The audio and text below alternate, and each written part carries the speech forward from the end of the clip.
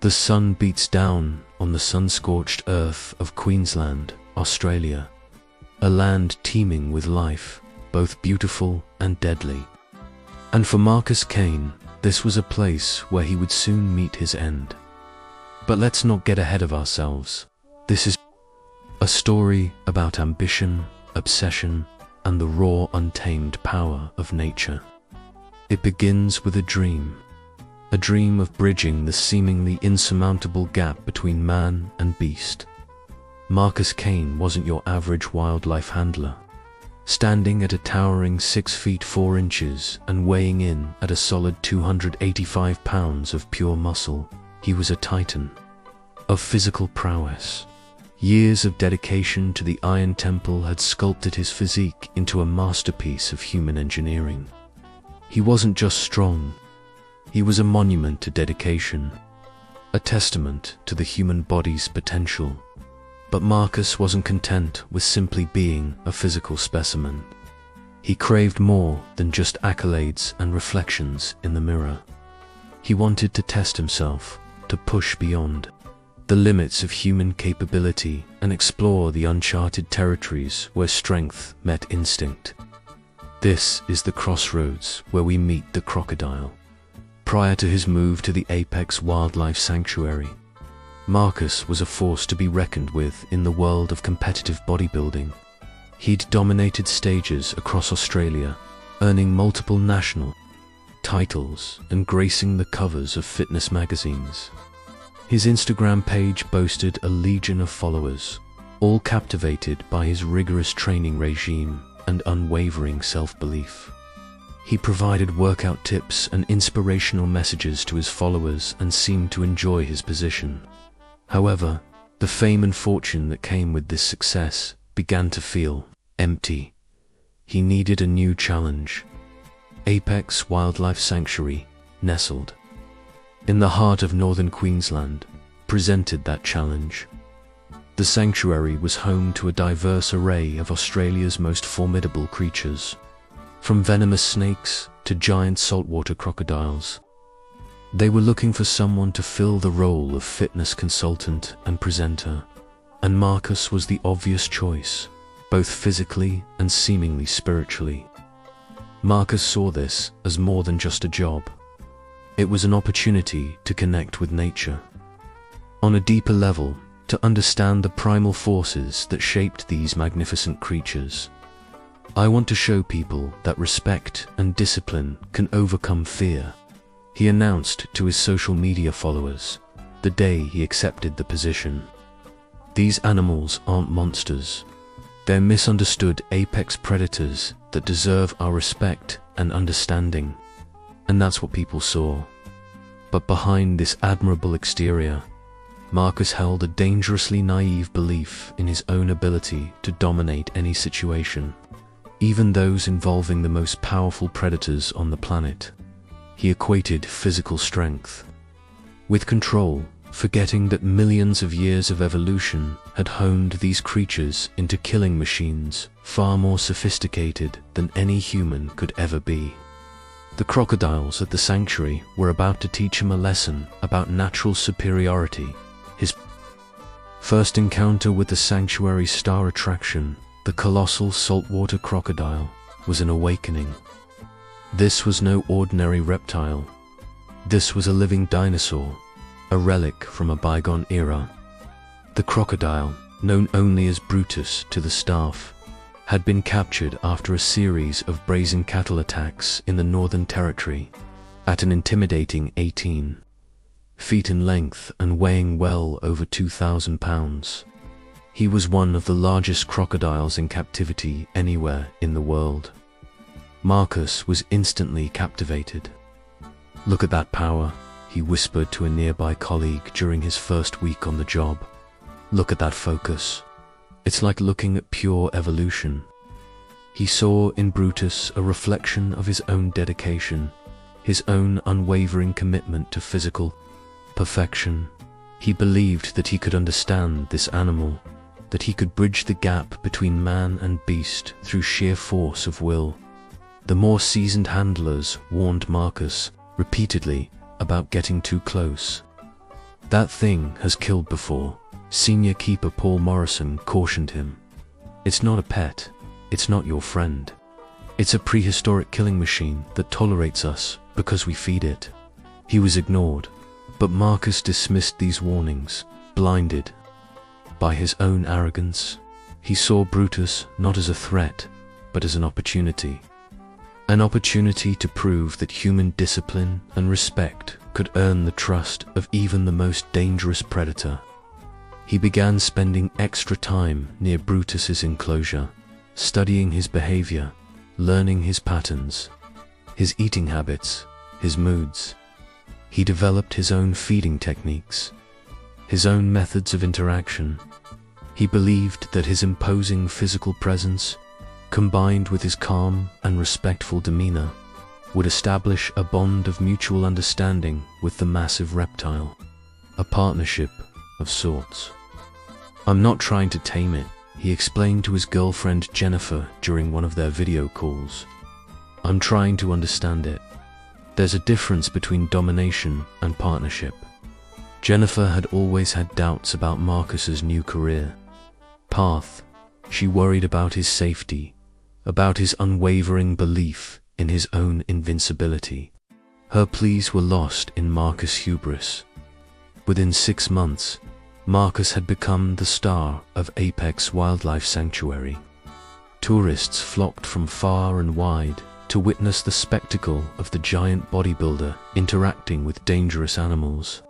His confidence was infectious, his knowledge impressive, and his physical presence commanding. He was the man, the myth, the legend, but behind the scenes, experienced handlers grew increasingly concerned.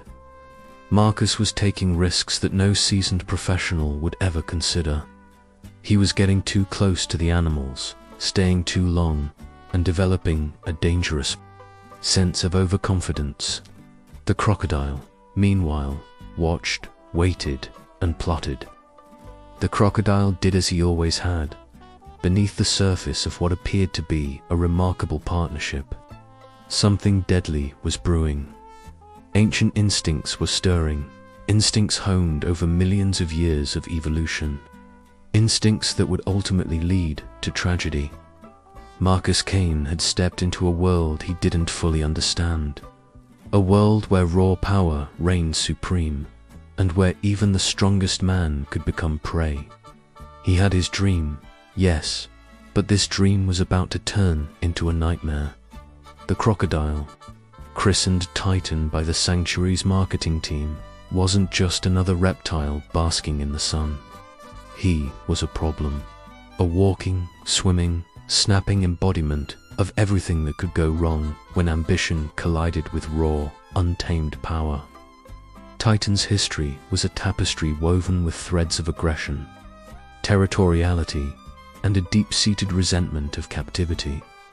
He'd been captured after a string of incidents in the wild, each more brazen than the last.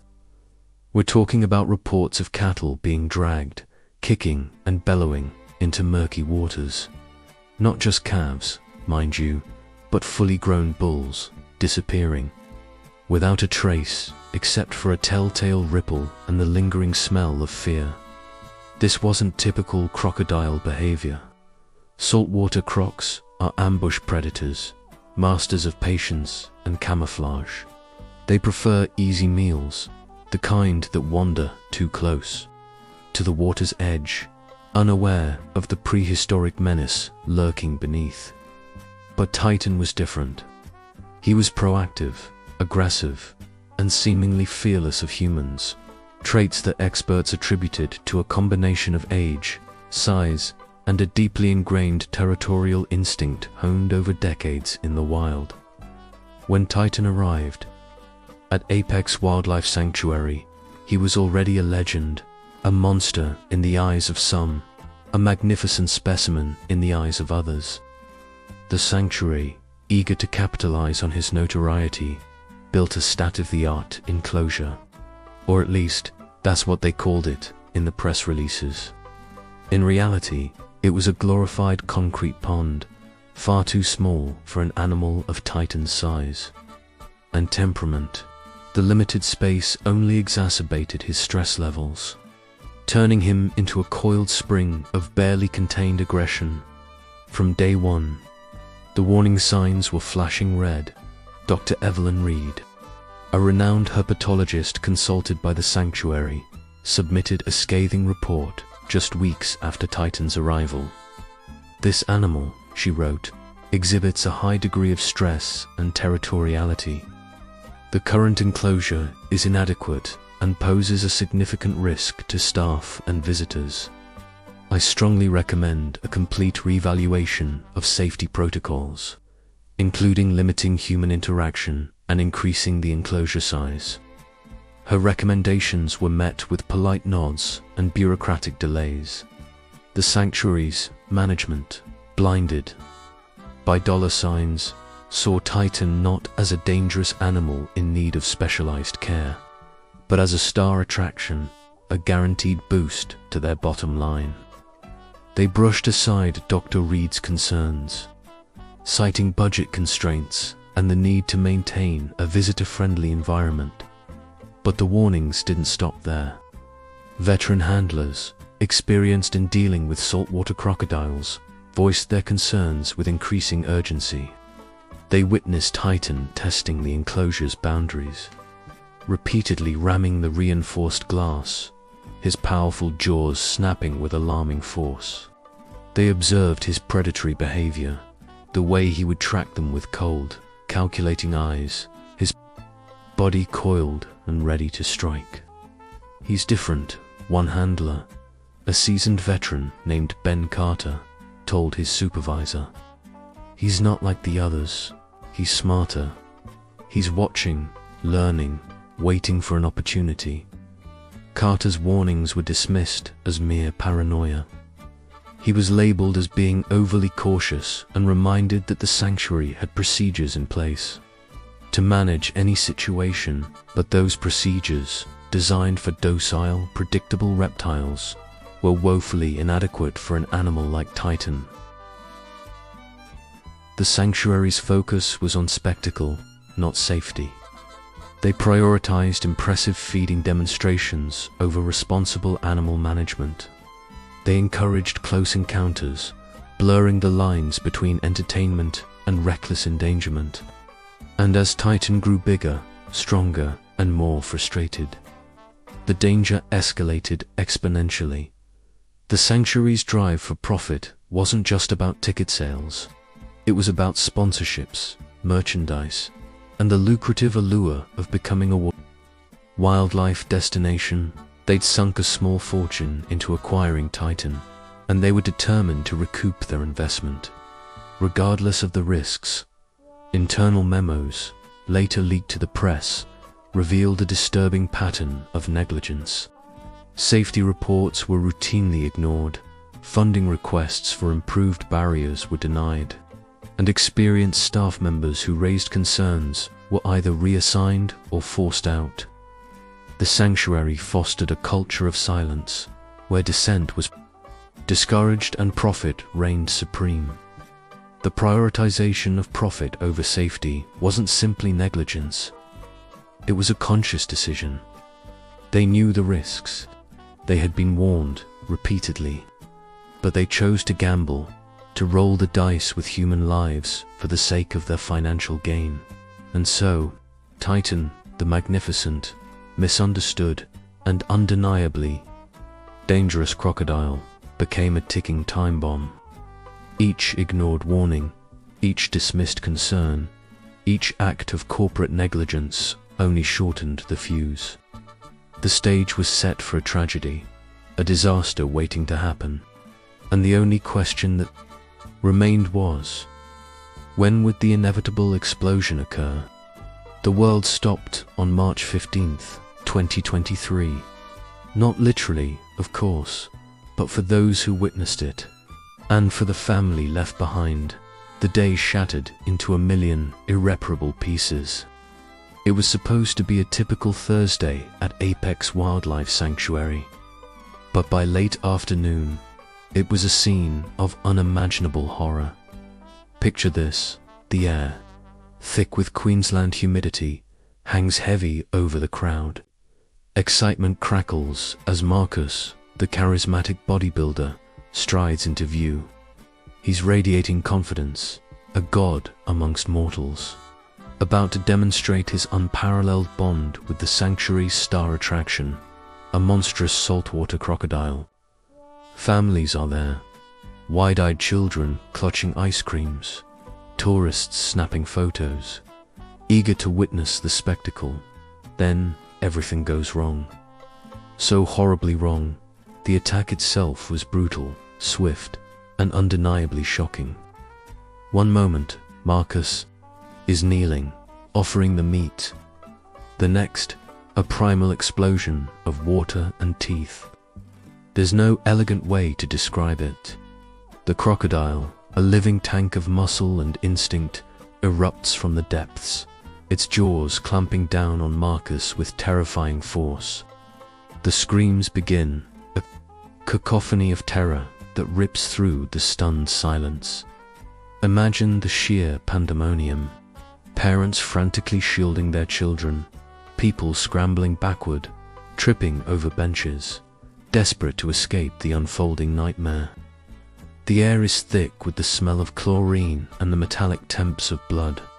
Then the awful, gut-wrenching realization dawns. This isn't part of the show. This is real. Marcus, despite his immense strength, is utterly helpless. He struggles, a futile resistance against a force millions of years in the making. The crocodile initiates its infamous death roll, a swirling vortex of teeth and fury. The scene becomes a blur of thrashing limbs, spraying water, and the sickening sound of bone crushing. 7 minutes. 7 agonizing minutes. That's how long it took. 7 minutes for a lifetime of dedication, of physical prowess, of ambition, to be extinguished in the jaws of a reptile.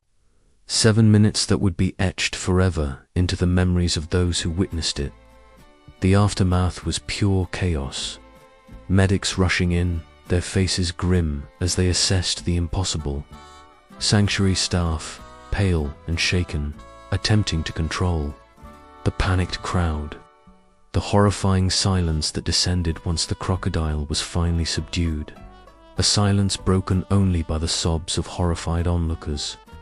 Jennifer, Marcus's girlfriend, collapses, consumed by shock and disbelief. Her world has been irrevocably destroyed. Then came the media frenzy. The story exploded across the globe. News outlets plastered the gruesome details, the shocking videos, the horrifying images. Social media was a maelstrom of outrage, grief, and speculation. Everyone had an opinion, a theory, a demand for justice. The sanctuary became ground zero. For an international media circus, imagine the invasion of privacy. The constant flashing cameras, the microphones shoved in faces, the endless barrage of questions, all while trying to process the unimaginable. The family, reeling from their loss, found themselves thrust into the spotlight. Their grief, a public spectacle. David Kane, Marcus's brother, became the face of the family's anguish and their relentless pursuit of answers. He was a portrait of raw grief, his eyes haunted by the image of his brother's final moments. But beneath the sorrow, a steely resolve began to harden. This wasn't just a tragic accident, he insisted. This was negligence. Someone had to be held accountable. The official investigation was launched swiftly. A tangled web of police inquiries, wildlife authority assessments, and internal reviews. The sanctuary, now a crime scene, was swarming with investigators, meticulously collecting evidence, interviewing witnesses, piecing together the events that led to the fatal attack. But the investigation quickly became more than just a fact-finding mission. It morphed into an exposé, deep dive into the sanctuary's practices, its safety record, and its culture of prioritizing profit over safety. The cracks began to widen, revealing a disturbing pattern of ignored warnings, downplayed incidents, and a blatant disregard for the well-being of both its staff and its animals. The pressure mounted on sanctuary director Michael Roberts. He became the target of public outrage, the villain of the piece, accused of gross negligence and corporate malfeasance. His carefully crafted image of a wildlife advocate crumbled under the weight of mounting evidence. And then came the leaks. Internal documents, emails, and reports began to surface, painting a damning picture of a sanctuary on the brink of disaster. Dr. Thompson's warnings about the crocodile's aggressive behavior, dismissed as excessive. Paul Morrison's safety reports, documenting the escalating danger, ignored due to budget constraints. Lisa Park's resignation letter, a chilling premonition of the tragedy to come. Each revelation fueled the fire of public anger, solidifying the narrative that this wasn't just a freak accident. This was a preventable tragedy, a direct result of greed, negligence, and a callous disregard for human life. The shockwaves of the attack reverberated far beyond the sanctuary, exposing a dark underbelly within the wildlife industry and raising profound questions about our relationship with apex predators. The family's grief was amplified by the knowledge that Marcus's death could have been prevented, but it also ignited a fierce determination to ensure that his sacrifice would not be in vain. The fight for justice had just begun. The world was watching, and the truth, however ugly, was about to be revealed.